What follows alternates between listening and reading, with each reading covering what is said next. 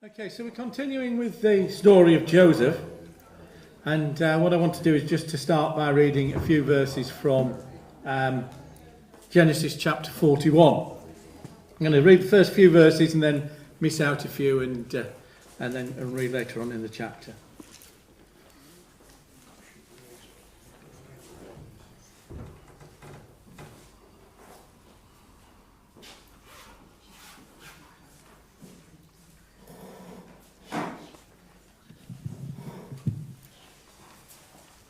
Okay, so Genesis chapter 41, starting at the first verse. When 2 full years had passed, Pharaoh had a dream.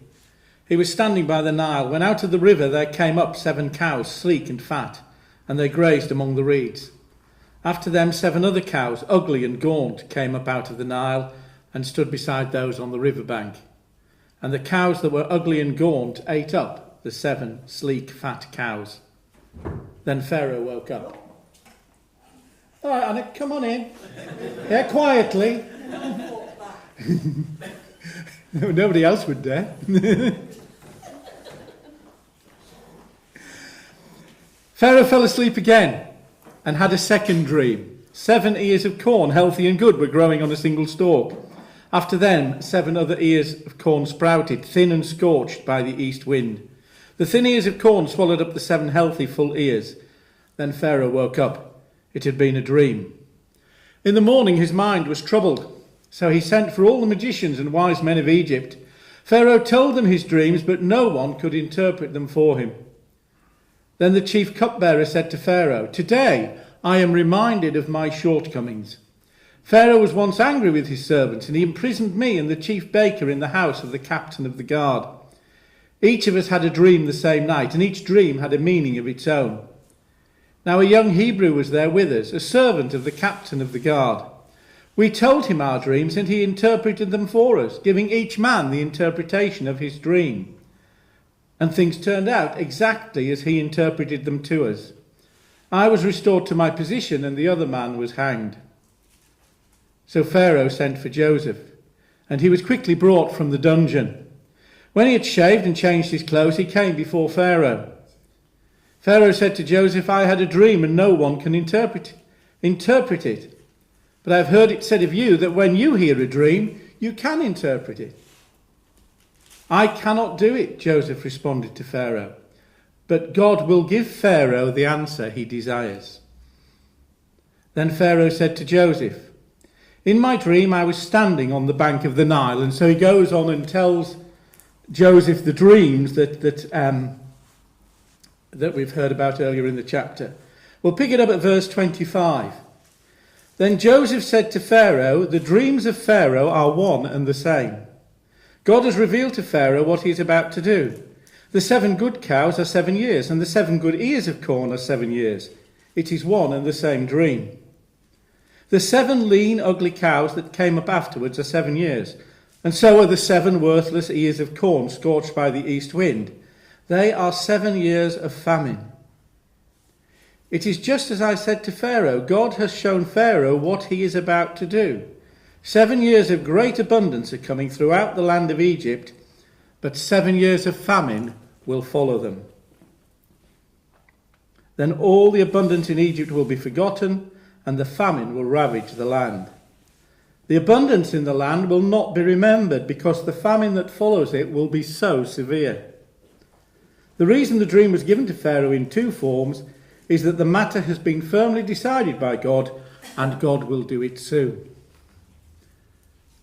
And now let Pharaoh look for a discerning and wise man, and put him in charge of the land of Egypt.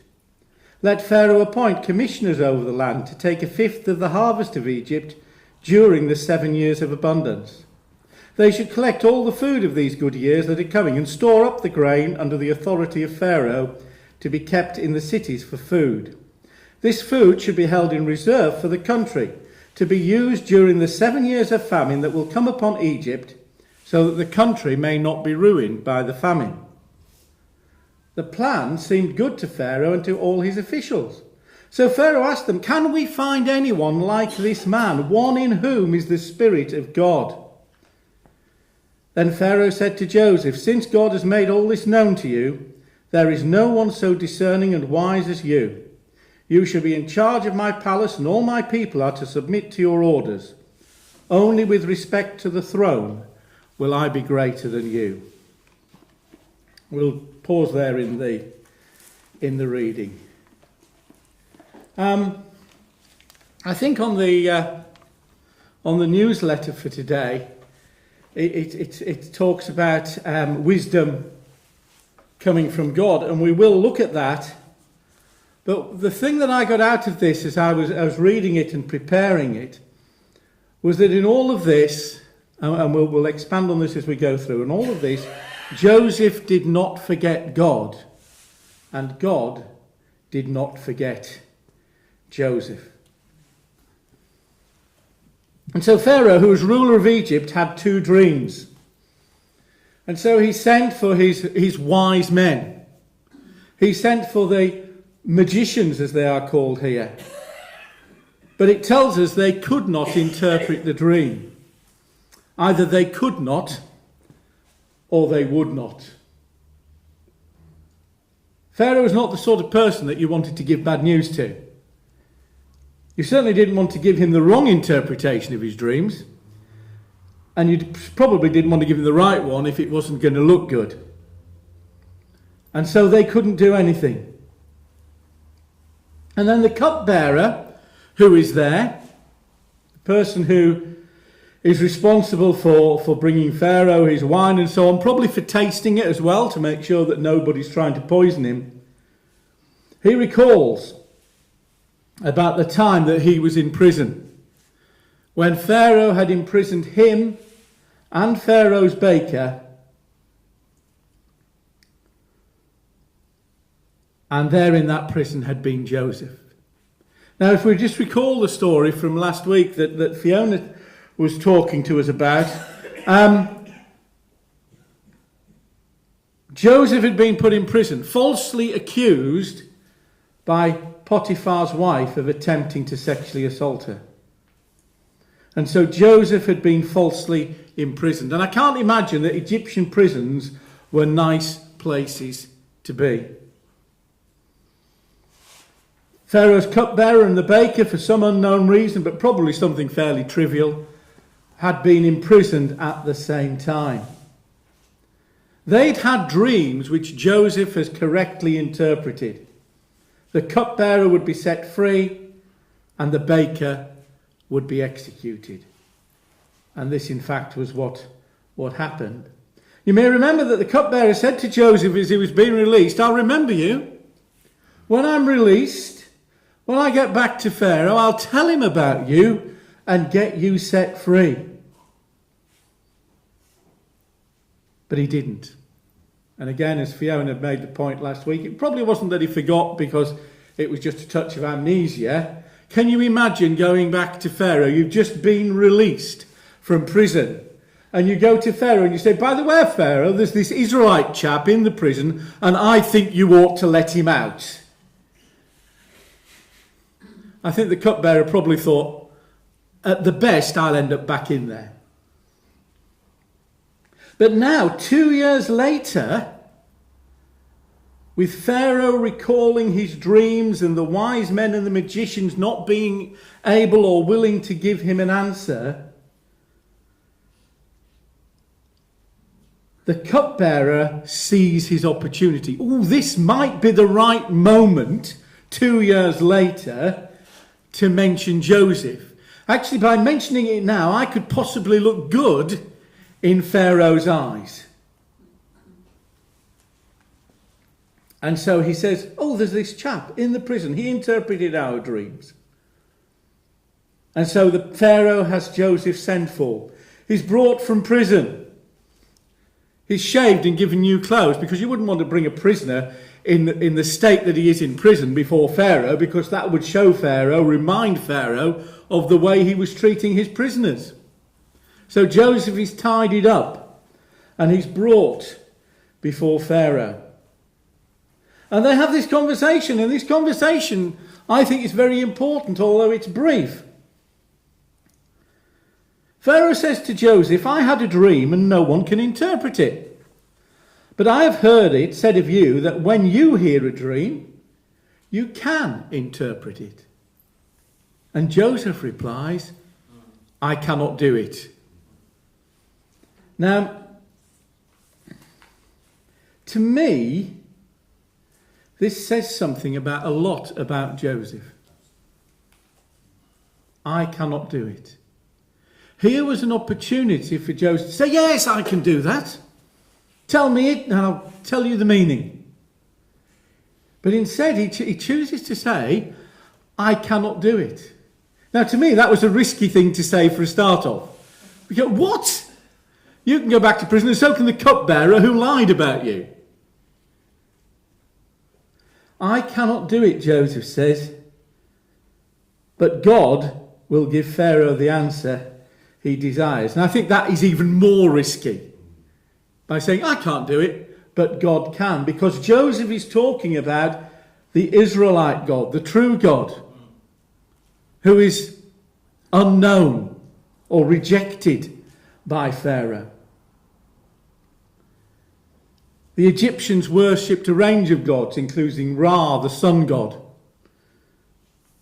And even Pharaoh himself was seen as being divine. But Joseph chooses to say, I can't do it, but the true God can. Again, a risk.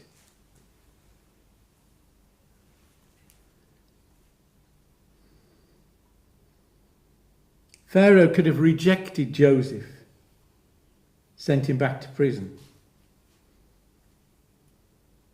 But Joseph, in this situation, remembered God and what God had done for him and who God is.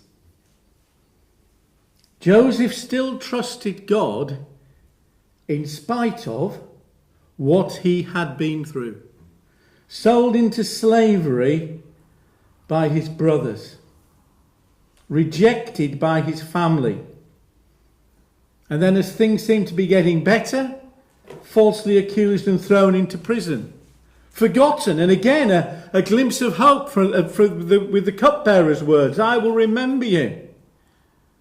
And then as Joseph sat day after day, can you imagine that? What it was like for Joseph. The cupbearer said, when I get back to Pharaoh, I'll remember you.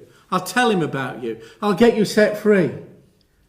And so Joseph, day by day, is today going to be the day that the cupbearer tells Pharaoh, and they come and release me from this prison.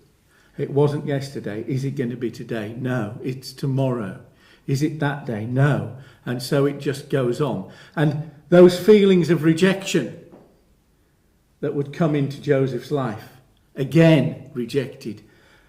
Is God rejecting me? Did that thought go through his mind as he languished in prison for those 2 years? But we see, as we read this conversation with Pharaoh, that Joseph did not forget God. And God did not forget Joseph. And so Joseph is able, through God's power, through God's wisdom, through God's Spirit in him, to reveal and to interpret the meaning of Pharaoh's dreams. But again he said, when Pharaoh told him the dreams, again Joseph said, God has shown Pharaoh what he is about to do. Making it clear that it is God who is revealing these things to Pharaoh in advance. 7 years of plenty, followed by 7 years of famine. We read about famines in different places in the Bible. We find that Abraham, there was a famine, had to go elsewhere to food. Where did he go? He went to Egypt. At the beginning of the story of Ruth, we find that the reason that Naomi and Abimelech left, not Abimelech, whatever Naomi's husband was called, left Israel because there was a famine in Israel. Famines were not uncommon. But they were uncommon in Egypt, because most of these other countries depended upon rainfall, direct rainfall, for their crops.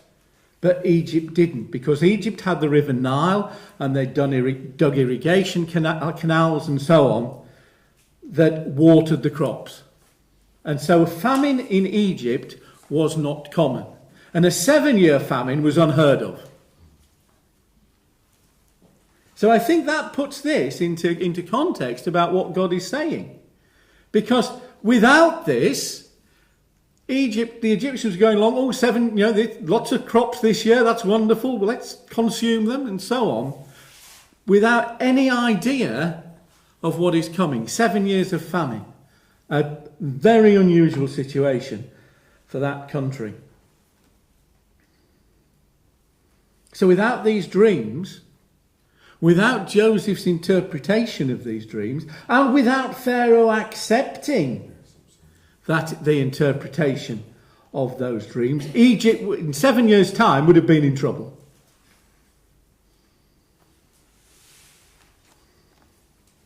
But Joseph doesn't stop there. Having interpreted the dreams, he then carries on and has the audacity, if you like, to tell Pharaoh what he should do. And I just wonder in this, is this the characteristic in Joseph that had so annoyed his brothers when he was a teenager, that God is just working on and tempering and honing over those years, so that he does have the boldness that to be able to say to Pharaoh, I think this is what you should do. And now let Pharaoh look for a discerning and wise man and put him in charge of the land of Egypt. Wasn't Pharaoh the one who was in charge of Egypt? Are you saying that Pharaoh isn't discerning and wise?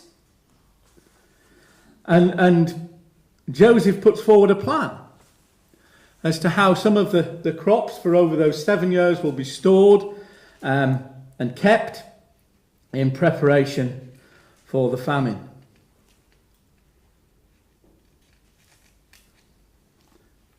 And in that, and in what Joseph says there, he's actually presenting his own credentials through God for being that man.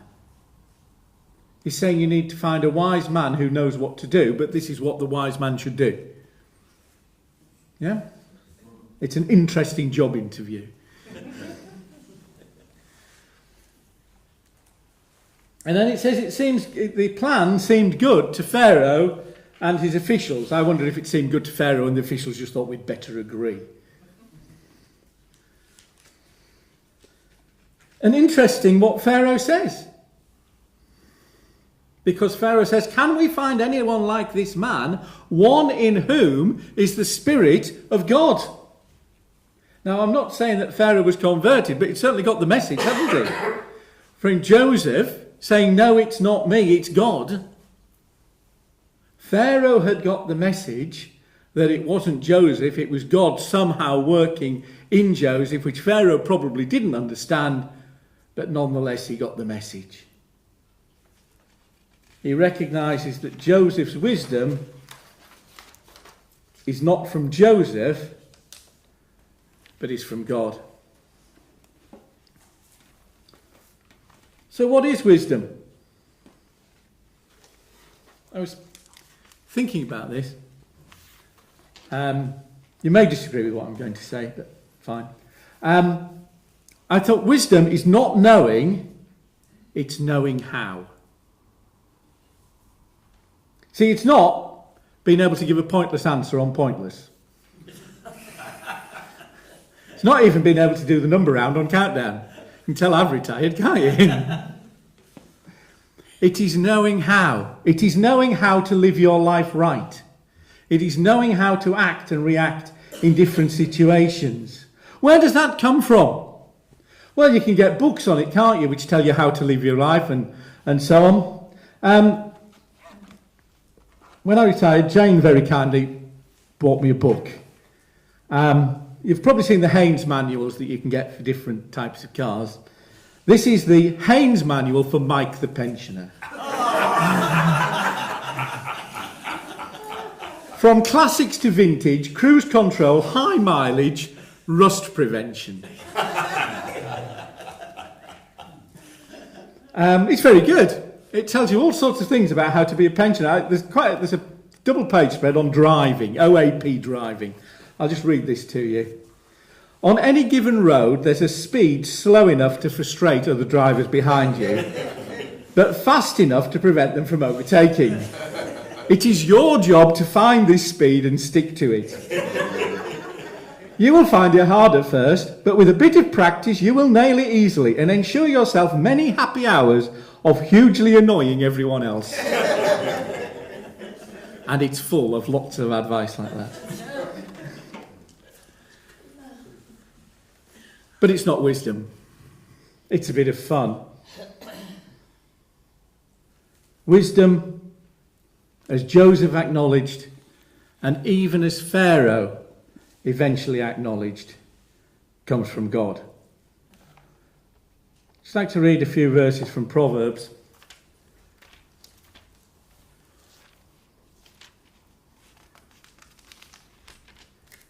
My son, if you accept my words and store up my commands within you, turning your ear to wisdom and applying your heart to understanding, and if you call out for insight and cry aloud for understanding, and if you look for it as for silver and search for it as for hidden treasure, then you will understand the fear of the Lord and find the knowledge of God. For the Lord gives wisdom, and from his mouth come knowledge and understanding, the knowing how. And Proverbs 9, verse 10, which is probably quite familiar, the fear of the Lord is the beginning of wisdom. Don't start anywhere else. In 1 Corinthians, Paul writes about wisdom. And he contrasts God's wisdom, which is seen by many as foolishness, with the wisdom of the world. And of course, he was writing to Greeks who put great store in being able to debate and use your mind to work out things and understand. And Paul's saying, no, that's not the way. So in 1 Corinthians chapter 1, verse 18, for the message of the cross is foolishness to those who are perishing, but to us who are being saved, it is the power of God. For it is written, I will destroy the wisdom of the wise. The intelligence of the intelligent I will frustrate. Where is the wise man? Where is the scholar? Where is the philosopher of this age? Has not God made foolish the wisdom of the world? For since in the wisdom of God, the world through its wisdom did not know him, God was pleased through the foolishness of what was preached to save those who believe. Jews demand miraculous signs and Greeks look for wisdom. But we preach Christ crucified, a stumbling block to Jews and foolishness to Gentiles. But to those whom God has called, both Jews and Greek, Christ the power of God and the wisdom of God. For the foolishness of God is wiser than man's wisdom, and the weakness of God is stronger than man's strength. And so wisdom, the knowing how not just to live right, but to live righteously, comes from God. And the power and the ability to do that comes to us through the death and resurrection of Jesus and through the giving of the Holy Spirit. And so Joseph is put in charge of the whole of Egypt, second only to Pharaoh. And if we read on in that chapter, it tells us that Pharaoh gives him symbols of his authority. He took the signet ring from his finger. Now the signet ring had the seal on it, which was put onto orders, probably dipped into molten wax and then stamped onto there. So he's giving Joseph that authority to mark documents, instructions, orders with the royal seal. He gives him royal robes. Robes of fine linen, and he puts a gold chain around his neck. He had him ride in a chariot as his second in command, and men shouted before him, make way.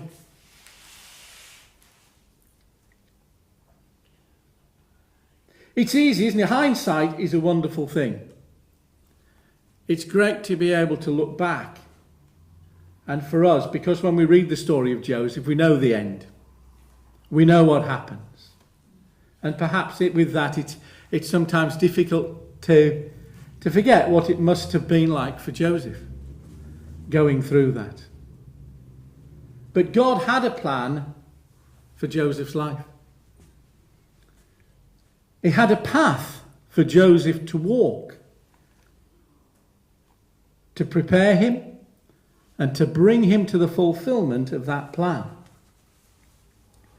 But it was not an easy path. And I was reminded when I was looking at of the Footsteps poem, and when the person writing the Footsteps poem says, why when the times were difficult did you abandon me? Because there were only one set of footsteps at that time, footprints at that time. And God says, I hadn't abandoned you. The footprints are mine. I was carrying you.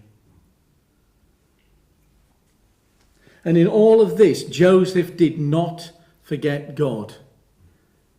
And God did not forget Joseph. And it is the same for us. You know, we can't use hindsight on our lives. And maybe for some, the path is difficult at the time. There's been times when the path has been difficult. There may be times in the future when the path is difficult. But we can rest in the certainty that God has a plan for each of our lives, and he will bring that through. He will see that through. He will bring it to fulfillment. He will not abandon us. He will not leave us. He will not forget us. And if we remember that, then also we, like Joseph, will not forget God. But you know, God hadn't finished with Joseph. Joseph may have thought, oh, look, I'm second in command of Egypt. This is it. This is what God's plan was for me in my life. This is it. I've made it. And we'll look at the names of his children in a minute, and that perhaps indicates that this was something of Joseph's thinking. But God hadn't finished with Joseph. We're told that Pharaoh even gave Joseph an Egyptian name, which I'm not going to attempt to pronounce. And he took a wife, an Egyptian wife, the daughter of a priest of the Egyptian god Ra. How does that fit in? I don't know. And they had 2 children. And it says in verse 51, Joseph named his firstborn Manasseh and said, it is because God has made me forget all my trouble and my father's household. And I think that's significant, because Joseph said, right, this is it. I'm here. I've made it. All that was in the past is gone. I can forget about that. And he called his second son Ephraim. It is because God has made me fruitful in the land of my suffering. I'm here. I've made it. But God wasn't finished. You know, the plan that God, in God's wisdom, Joseph came up with for Egypt was so successful that not only did the Egyptians have enough food during the time of famine, but we see that famine actually spread throughout the whole area, and there was enough food in Egypt for people from other countries to come to Egypt for food. God's wisdom in Joseph had done this. But you see, God had a further plan in this, didn't he? Because in this, Joseph's brothers come to Egypt. So Joseph's thinking, oh, that's all forgotten. That's all well behind me. I can get on with my life now. And God's going, oh, look, here they are. Because God says, I want to restore this broken relationship. I don't want the past to be buried. I want it to be healed. I want it to be restored. I want things to be put right. And that's how God works with us, isn't it? Yeah, he doesn't just say, oh, I'll put it out of my mind. I'll forget about it. It's in the past. No, God says, come on, let's heal this. Let's sort it out. Let's bring healing into this this situation. And we see, God's plans are amazing, aren't they? Because I don't believe that God ever does anything just for one purpose.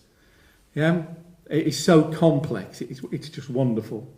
And we'll over the next few weeks, we'll go on and we'll see how God works through this situation.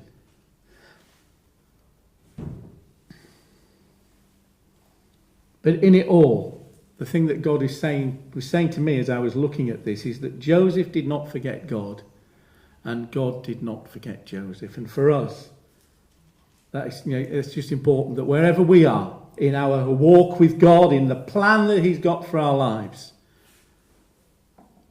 He won't forget us.